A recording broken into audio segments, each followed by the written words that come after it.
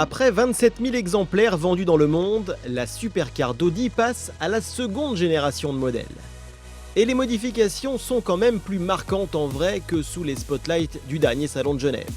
Le profil n'est plus du tout le même, avec une ligne de toit qui fuit jusqu'au feu arrière, lui donnant des faux airs de hatchback. La face avant n'affiche plus aucune courbe, mais que des traits acérés, et la calandre s'offre une étonnante finition en 3 dimensions. Malgré la déception de n'observer qu'une version réactualisée de la première R8, difficile de rester insensible à la musculature impressionnante déployée par cette berlinette à moteur central arrière. À l'intérieur, imaginez simplement l'ancien habitacle remis au goût du jour avec tous les gadgets technologiques récemment déployés par le constructeur allemand. Le Virtual Cockpit est de la partie, les molettes suspendues dans le vide de la console centrale fascineront les geeks, mais dans l'ensemble, l'habitacle reste malgré tout assez sobre. L'entrée à bord est facile et il y a plus d'espace que dans la Lamborghini Huracan. Pour démarrer le moteur, il faut désormais appuyer sur un bouton situé sur le volant. Le râle du V10 est toujours aussi enthousiasmant au réveil, mais il se fait franchement oublier si vous roulez en mode confort dans la circulation.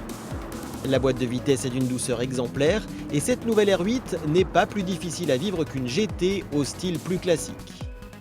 Mais avec un tel engin entre les mains et de jolies routes à porter, le conducteur aura forcément tendance à vite basculer le Drive Select en mode dynamique et ainsi adopter un rythme plus enthousiaste.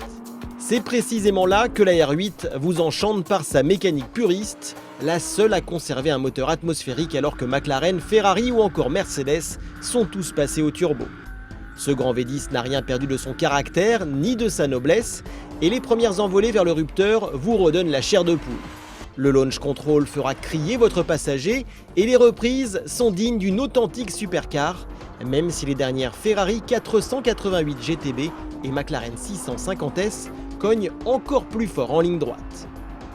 Sur le circuit extrêmement exigeant de Portimao, sa facilité de pilotage et ses 4 roues motrices n'empêchent pas quelques jolies décharges d'adrénaline lorsque vous la provoquez généreusement dans les enchaînements les plus techniques. L'auto pivote très facilement au freinage, puis elle vous laisse amorcer une bonne dérive, facilement rattrapable même sans aucun talent au volant. Seule la direction pourrait offrir un ressenti encore plus franc et intuitif. À 199 000 €, la concurrence est rude sur le segment, mais le caractère unique de ce V10 et les sensations de pilotage de la bête peuvent vous faire craquer sans problème, même en face d'une McLaren 650S. Sinon, l'Audi R8 V10 normal, à 167 000 €, offre déjà tout le caractère de l'auto pour des performances à peine en retrait. Pour un prix très légèrement supérieur à celui d'une 911 Turbo ou d'une Mercedes AMG GT, c'est peut-être la version la plus intéressante.